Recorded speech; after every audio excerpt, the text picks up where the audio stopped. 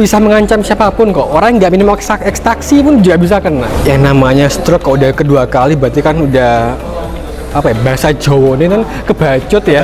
Kebacot. Anda bedah saraf dan saya pasiennya karena saya kebanyakan saraf. Iya, jadi orang gila. Dari segi psikologis cowok itu tidak mengutarakan gitu loh. Kayaknya kita harus berkaca sendiri ya dok ya. Kehidupan kita masing-masing. Yang dulu itu menyerang usia 60, 70, sekarang ke bawah 40 kena, 30 juga kena. Kita kan 30 awal ceritanya nih ya. Jangan 30 malah 20 deh. Ada. Stroke itu sebenarnya kalau bisa dibilang sembuh ya tidak 100% sembuh.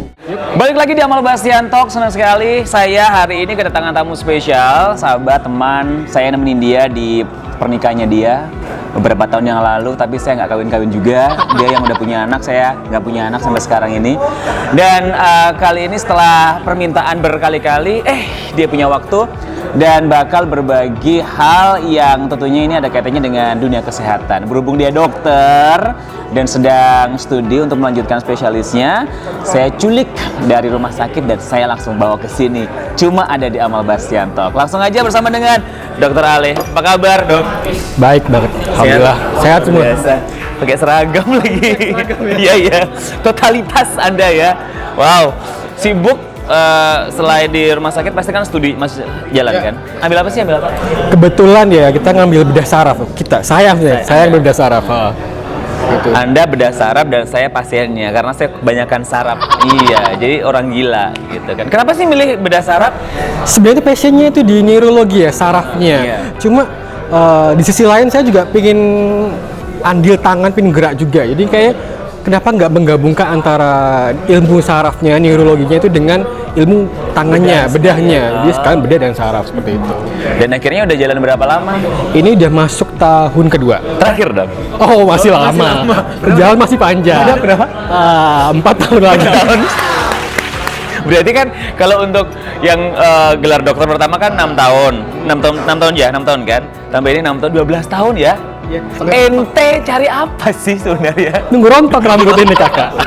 But anyway, saya sama Dr. Ali itu sering ngobrol soal yang juga diskusi soal kesehatan khususnya untuk generasi muda, untuk milenial. Karena tantangannya sekarang itu lebih kenceng gitu dok ya dibanding dengan mereka yang tinggal ya atau yang hidup di masa lalu, mereka yang golongan tua yang kabarnya kalau kena jantung atau stroke itu biasanya di usia 60, 50, 70. Ya, yang tua-tua biasanya. Oh, yang tua-tua exactly. Tapi sekarang itu kalau kita udah ngomongin stroke, ngomongin penyakit jantung, apapun itu yang kena pasti banyak pasien yang kita lihat, kita baca di sosial media, di media mainstream selalu adalah mereka yang generasi muda. Katakanlah yang jantung kemarin ada Ashraf Sinclair, iya kan? Belum lagi yang stroke dan sebagainya. Nah, ngomongin soal generasi muda nih dok, ya ada kaitannya dengan stroke sesuai dengan materi yang sekarang dokter kuasai dan juga dokter melanjutkan studi di spesialisnya bedah saraf ini. Stroke itu sebenarnya kondisi yang seperti apa? Definisi yang seperti apa? Stroke sendiri itu sesimpelnya ya dalam bahasa awam itu artinya ada pembuntuan pembuluh darah. Baik di otak atau pembuluh darah yang menuju otak. Dan pembuntuan itu jadi suplai darah ke otak jadi berkurang atau tidak ada sama sekali. Di saat itulah stroke itu terjadi. Artinya mandek gitu? Mandek. Darah berhenti, Atau suplainya kurang. Darah berhenti atau suplainya kurang karena ada CC tertentu, darah bisa mengalir ke otak dan kemudian kembali lagi gitu ya? Penyebabnya apa? Macam-macam ya. Pertama kita bahas yang simpel-simpel dulu. Gaya hidup kita tuh dari makanan, baik makanan terutama. Makanan sekarang makanan udah banyak kan, makanan berlemak. Fast food udah macam-macam. Yes. Ya, lemak itu akhirnya mengumpul di pembuluh darah kita tuh. Udara itu akhirnya lama-lama menyempit dikarenakan lemak itu. Bahkan karena penyempitan lemak itulah membuat aliran darah ke otak jadi semakin berkurang. Semakin lambat. Atau juga ada juga lemak-lemak yang menempel di pembuluh darah kita itu malah lepas. Oh begitu. Bisa melepas, dia akan mengikuti aliran pembuluh darah. Ikut. Nah, pas sampai di pembuluh darah yang lebih kecil, jadi nyumbat seperti itu. Wow. Nah, itu di stroke jadinya lama-lama. Itu lama-lama stroke-nya. Berarti artinya ada gejala awal di mana kok kondisi ke arah stroke-nya udah bisa kelihatan. Ada tidak? Gimana dok? Mungkin pada awal-awal, stadium awal, mungkin ada slurred speech, yaitu kayak apa itu? Cadel, bicara cadel. Ya mungkin bukan berarti semua orang yang cadel itu kena stroke ya, bukan ya? Iya. Mungkin orang yang notice ya, orang yang diajak ngomong. ini kok ada suaranya kok berubah, kayak nggak seperti biasanya. Yang ngomong bahkan nggak sadar gitu loh. Nah, gitu. Atau enggak mungkin juga ada asimetris wajah. Aduh, wajahku dok asimetrik. Tapi ini karena tulang kok ya, mohon maaf, ini beda. Amal normal kok. Normal, masih sehat insya Allah ya. Dan itu lagi-lagi yang bisa notice, yang bisa tahu adalah lawan bicaranya, yang diajak ngomong. Mungkin senyumnya itu agak nggak simetris, atau enggak mungkin matanya agak menutup sebelah, agak menutup sedikit gitu loh. Kok semuanya diakui ya dok ya? Mataku kan Periksa ya mal ya. Kayaknya aku harus periksa ini. Ya, semoga enggak. Jadi sesuatu yang tiba-tiba asimetris berbeda dan yang hanya tahu adalah lawan bicaranya atau orang yang dekat dengan si penderita itu. Dan itu bisa diketahui sejak dari sisi fisiknya aja. Fisiknya udah kelihatan biasanya stroke itu. Rentan ke laki-laki atau perempuan dok kalau kayak gitu? Sama Untuk sekarang itu paling banyak sih memang ya laki-laki ya. Kan karena untuk penyakit-penyakit seperti ini kan penyakit-penyakit yang masalah gaya hidup ya, di mana orang-orang laki-laki banyak makannya ya, nggak mungkin juga ya, perempuan juga pasti banyak makannya, ada makannya juga. Cuma untuk masalah makan atau masalah lainnya kayak psikis, ya mungkin cowok tuh lebih banyak bekerja, cowok itu mungkin lebih banyak kepikiran sesuatu. Cuma dari segi psikologis cowok itu tidak mengutarakan gitu loh. Kayaknya kita harus berkaca sendiri ya dok ya, kehidupan kita masing-masing. Sering banyak pikiran. Kita diem aja gitu. Kita diem. Loh, kita ketemu kita ngobrol kehidupan masing-masing kan ya. Artinya memang hal semacam ini yang memicu bahwa laki-laki lebih banyak penderitanya. Benar sekali. Oke. Kalau tadi sempat kita ngomong dari data saya mendapatkannya lupa dok. Pokoknya intinya yang dulu itu menyerang usia 60 70, sekarang ke bawah 40 kena, 30 juga kena. Kita kan 30 awal ceritanya nih ya. Jangan 30 malah 20 deh. Ada. Dan itu penyebabnya karena tadi gaya hidup aja. Gaya hidup. Nah, aku juga lupa tuh ada kan yang cowok yang gendut banget tapi udah turun sekarang. Itu kan juga masalah gaya hidup ya. Makan. Nah, kita nggak tahu nih kalau ada obesitas. Itu bukan faktor risiko. Banyak sekali faktor risiko menyebab stroke itu ya. Tapi mulai diawali dengan obesitas itu kan? Bisa obesitas juga. Kadang-kadang ya nggak betul kemungkinan juga orang-orang yang kurus itu juga bisa kena. Karena apa? Mungkin dia ada kolesterol, cuma mungkin nggak kedeteksi ya. Mungkin dia kurus nggak mungkin sakit nih. Siapa knows? Ashraf Sinclair? Yes. Untuk jantung dia hidup sehat ternyata seperti itu juga. Oke. Tapi gini dok, saya pernah baca bahwa orang kurus pun bisa gini.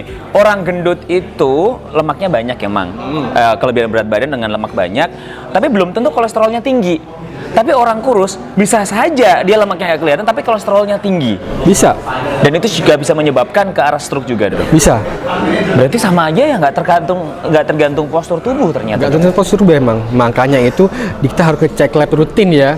Setidaknya setahun sekali lah. Ceknya gimana itu? Di laboratorium pastinya. Kita cek darah aja. Gimana kolesterol kita seperti apa, asam urat kita seperti apa. Aku terakhir kapan ya? Aduh.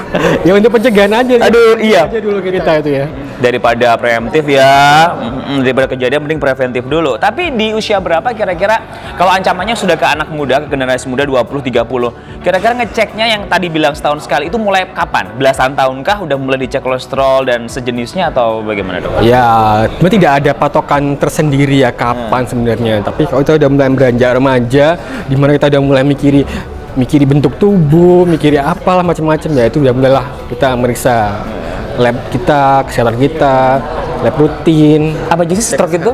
Kolesterol yang dicek, apa lagi dok? Kolesterol juga bisa. Darah. Pasti darah ya, darah cek kolesterol, cek gulanya seperti apa. Diabetes juga merupakan faktor risiko penyebab stroke. Diabetes. Mohon maaf, diabetes kan juga ada yang genetik.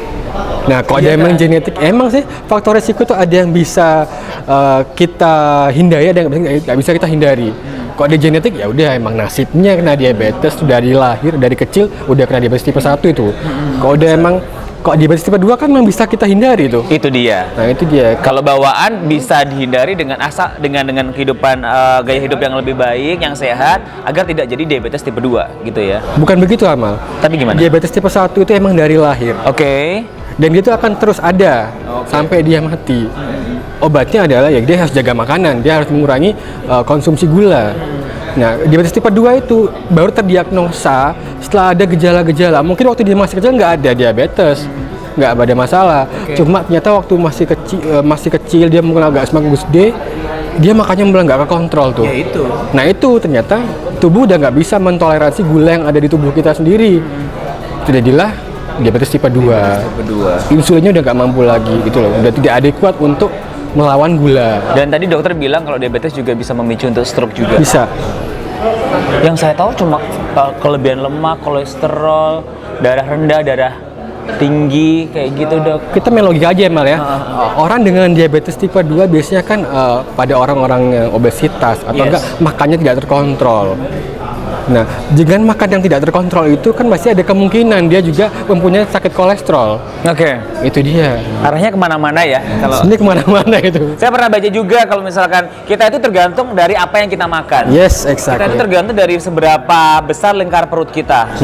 Jadi semakin besar lingkar perut kita, berarti semakin banyak ancaman penyakit yang masuk dalam tubuh kita. Nah, ngomongin soal stroke, balik lagi ke sini, mampu sekali menimpa generasi muda. Dan ini diakibatkan dengan perubahan gaya hidup yang dulu dengan yang sekarang berbeda, jauh sekali berbedanya. Nah, yang selama ini yang tadi dokter bilang 20 tahun sudah pernah ditangani, itu kondisi karena gaya hidup dan bisa sembuh atau enggak? Untuk stroke sendiri. Yang dokter tangani yang ceritain tadi, yang stroke sendiri. Yang stroke sendiri. Stroke itu sebenarnya kalau bisa dibilang sembuh ya tidak 100% sembuh. Itu setengah badan atau full dok yang pernah ditangani itu?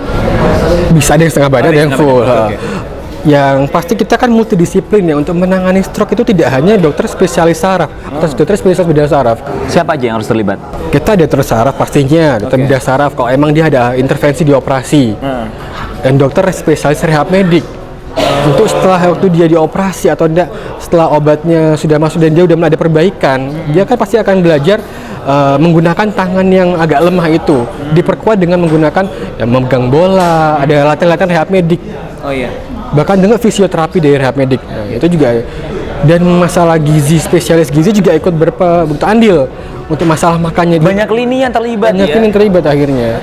Jadi makanya yang benar kan, sehat itu mahal karena melibatkan semua ilmu-ilmu gitu loh. Bukan sakit itu mahal, tapi sehat itu mahal sebenarnya ya. Oke, kalau udah seperti itu, artinya pada saat penanganan pertama mungkin dokter bedah saraf yang akan bisa membantu di situ dok ya, untuk stroke-nya. Kemudian berikutnya adalah dari pihak-pihak yang lainnya akan membantu ke arah kesembuhan. Ada yang sembuh total nggak? At least begini, normal kembali lah. Meskipun normal kembali berarti kan 100% sehat ya dok ya? Bisa nggak? Atau masih ada sisanya? Nah, kebanyakan itu nggak sampai 100%. Aduh, meskipun mudah kenanya. Iya, jadi masih ada sequela itu kayak ada sisa-sisa gitu. Residunya gitu. Residu-residunya sakit yang mungkin kekuatan. Misalnya kita memberikan poin ya, tangan kanan atau sebelah kanan itu angkanya 5 untuk fungsi normal. Mungkin tangan sebelah kiri yang dia dulu kena stroke, yang sebelah kiri yang lemah, awalnya 2 atau bahkan 1. Setelah diobati mungkin dia akan menjadi membaik, tapi tidak sampai 5 lagi, nggak jadi sempurna lagi, mungkin jadi 3-4,5, masih ada sisa itu. Tapi dia bisa, akhirnya dia bisa untuk bekerja kembali, masih bisa. Oke, itu generasi muda yang kena. Nanti kalau sudah jadi generasi tua, katakanlah 40-50 tahun ke atas, bisa kambuh lagi nggak? Atau kena stroke yang jauh lebih parah? Soalnya dulu masa mudanya pernah kena stroke. Bisa banget Mal. Waduh. Bisa banget. Banyak di kasus-kasus di rumah sakit saya, Sutomo atau rumah sakit lainnya itu banyak sekali yang recurrent, terjadi ulang. Ya karena apa? Ya lagi-lagi obatnya nggak diminum teratur. Kalau dia punya diabetes, obat diabetesnya nggak diminum rutin, obat darah tinggi nggak diminum rutin. Itu padahal obat seumur hidup ya? Iya kan, kalau benar diabetes, stroke. Harus minum terus-menerus. Dan itu nggak bisa diganti dengan apa ya dok ya, treatment khusus gitu dok sampai itu, selain yang tadi ada fisioterapi bisa, terus nggak ngobat gitu nggak bisa ya, tetap harus ngobat? Nggak bisa, soal dari tubuh sendiri pun kemampuannya untuk mengobati pun nggak bisa. Di tubuh kita ada pankreas mengeluarkan insulin, ternyata insulinnya tidak adekuat untuk mentoleransi gula yang ada di tubuh kita, harus dibantu dengan yang lainnya seperti itu. Tadi barusan makan chicken cordon bleu sih. Ya, Sama menyesal juga saya makan itu banyak itu. Aduh. tapi it's okay lah ya. Habis ini kita olahraga lagi dok. Ya, yang penting badan itu terjaga, fit, sehat gitu ya. Makan besar, ya dikeluarkannya juga harus besar. Nah ini ada pertanyaan dok dari teman-teman yang ada di Instagram saya yang udah kirim-kirim. Dia nanya, sebentar, mana tadi? Oke ini. Halo dok. Halo. Barusan kemarin ibu saya yang kena stroke ringan itu jatuh dan tangan, kaki dan kirinya tidak bisa digerakkan lagi kayak dulu pas pertama kali gejalanya stroke ringan. Sebelum ini tangan dan kaki kirinya bisa digerakkan meskipun belum normal sepenuhnya. Yang saya tahu, tangan dan kaki yang nggak bisa digerakkan itu karena darah yang tertutup lemak. Ibu saya memang agak obesitas. Pertanyaan pertama dok, apakah ada obat atau alat yang bisa mengurangi lemak untuk orang stroke seperti ini? Pertanyaan kedua, adakah obat lain untuk meredakan gejala stroke ibu saya saat ini? Oke, pertanyaan pertama ya, apakah ada obat atau alat yang bisa yang mengurangi mengurangi lemak ya? Ini orangnya kena stroke loh. Kalau misalkan orangnya nggak stroke, bisa olahraga. Yang stroke gimana dok? Ya, at least kita kembali lagi ke masalah perdietan ya. Oke. Makanan harus dijaga. Jadi asupan makan yang Mbak atau Mas tuh? Mbak. Ibunya Mbak itu juga harus dijaga makanannya ya. Konsumsi makanan harus ditakar-takar juga. Jadi lemaknya berapa, karbohidratnya berapa. Itu emang harus benar-benar diukur kayak gitu masalah gitu. By proses lah ya. By proses emang gak ribet sih. Manusia udah sepuh, udah berusia lah ya kayak gitu. Susah kan dok diet itu? Metabolisme kan udah turun. Metabolisme turun dan itu dia dan kadang-kadang orang tua kan udah gak anak kecil juga ya pilih-pilih makanan gitu. Itu emang tantangannya itu anak juga ikut andil dalam terapi orang tua juga. Jika bisa kooperatif nggak tuh anak tuh, ibunya juga ya pasien juga kooperatif nggak? Ya mau nggak mau harus kooperatif seperti itu. Kemudian kok secara pembedahan ya ada sedot lemak, cuma dia dulu, kondisi ibunya seperti apa. Tidak semua orang bisa disedot lemak masalahnya. Nah itu masalah dengan dokter bedah plastik, itu bukan bidang saya. Itu temannya dokter yang bedah plastik itu ya. Tapi kalau misalkan bisa diusahakan bisa, tapi kan lihat kondisi tubuh dulu ya kalau untuk sedot lemak. At least untuk caranya ya dia tadi mengatur pola makan, dan kalau untuk alatnya itu gimana dok? Nggak ada alat khusus ya? Kok dari rehab medik sebenarnya ada kayak alat kayak derma roller itu ya kayak untuk kayak di kayak roller gitu lah, nggak ngerti juga gimana spesifik alatnya seperti apa. Ya itu butuh proses juga sebenarnya itu. Itu bagian rehab medik. Dan itu kan bertahap kan, artinya lemak juga atau dietnya dulu harus berjalan sambil diobatin stroke-nya. Dan itu pun kalau udah usia yang mohon maaf nih lebih potensi untuk normal, tadi dokter bilang meskipun awalnya 5 pasti ada sisa sedikit yang masih kelihatan kalau dia pernah sakit stroke. Oke, kemudian berikutnya adalah, nah ini yang kedua, dokter saya mengkonsumsi mohon maaf ekstasi gitu. Apakah dengan mengkonsumsi narkoba seperti ini bisa kena stroke suatu hari nanti? Yang namanya bahan-bahan kimia ekstasi ya. Ekstasi sendiri sudah nggak boleh, udah salah benar itu. Udah nggak benar mengkonsumsi obat-obatan seperti itu untuk menghindari stroke. Ya, bisa nggak? Maksudnya karena dia mengkonsumsi itu suatu hari nanti bisa nggak terancam dengan stroke gitu? Stroke itu bisa mengancam siapapun kok. Orang nggak minum ekstasi pun juga bisa kena. Orang cuma minum leciti aja pernah ya? Apalagi soda gini, soda. Kok gue sih malah? Gak apa-apa, kita mencontohkan. Ini yang salah ya? Salah, tapi enak. Tapi enak apa? Habis ini kita olahraga. Siapapun bisa kena stroke ya dok ya? Udah gitu aja. Baiklah, sekarang kita fokus ke preventifnya deh kalau gitu. Saya sama Dokter Ale teman-teman itu rajin olahraga ya lumayan ini. Ya lumayan. Pernah juga bareng-bareng CFD, di gym nggak pernah. Gym beberapa kali juga. Saya lihat dokter bagus hidup sehat ya gaya hidupnya bagus gitu kan. Saya mencontoh beliau. Berhubung dia dokter kan dia kan harus bukan cuma omdo ya tapi juga harus praktek. Dan saya nyontoh dia. Boleh ditanya-tanya nanti via komen dan juga komen bawah ya. Share and subscribe ya, apa aja yang bisa ditanyakan kepada Dokter Ale, nanti kita coba bahas lagi. Dokter terakhir, kalau misalkan stroke ini terjadi gitu kan, dan terjadi berulang kali, bukan terjadi kedua kali, fatalnya itu apa? Apakah sampai menyebabkan kematian atau hanya nggak bisa gerak aja? Yang namanya stroke kalau udah kedua kali berarti kan udah bahasa Jawa ini kan kebacut ya, kebacut. Itu udah berarti lebih parah dari sebelumnya. Oh gitu ya? Kalau yang kedua lebih parah ya? Lebih parah sebelumnya, soalnya dengan terjadinya stroke berarti udah ada kematian sel-sel di otak yang sebelumnya ada puluhan sel, sekarang menjadi ratusan sel yang rusak. Oh iya. Faktor U juga faktor tuh. usia juga sebenarnya itu. Ini kalau udah rusak, tambah rusak lagi ya semakin jelek dong. Apa itu prognosisnya atau kedepannya seperti itu. Ya mungkin bisa diperbaiki, bisa. Tapi tergantung juga ada golden periodnya juga. Ini kalau orang udah kena stroke, udah tahu stroke itu harus segera ke rumah sakit. Semakin terlambat menangani pasien stroke, berarti semakin banyak sel-sel saraf yang mati. Ada itu yang kena stroke awal diurut aja nanti sembuh. Jangan diurut. Jangan kan gitu. Ada juga mitos-mitos yang banyak itu ditusuk aja nih telinganya. Iya, masih ingat kayak ditindik itu loh, Dok. Hello, itu nggak ada hubungannya dengan salah bener itu. Ditusuk jarinya lah. Emang pembuluh darah kan yang kena stroke itu kan pembuluh darah besar ya, di jantung sampai menuju ke otak. Di sini kan sangat kecil kemungkinannya ada penyumbatan kayak gitu. Ya ini aku nggak tahu dapat info dari mana ini. Sesepuh siapa nggak ngerti ini. Kayaknya itu ada ilmu nujumnya. Ilmu nujumnya mungkin. Iya, baik. Aduh, kok saya deg-degan ya dengan kehidupan saya selama ini. Tuh ilmunya berat kan malah jadinya. Berat Anda, saya undang ke sini ya. Menampar saya bertubi-tubi loh, beneran loh ini. Saya tuh tipikal orang yang berangkat siang pulang pagi.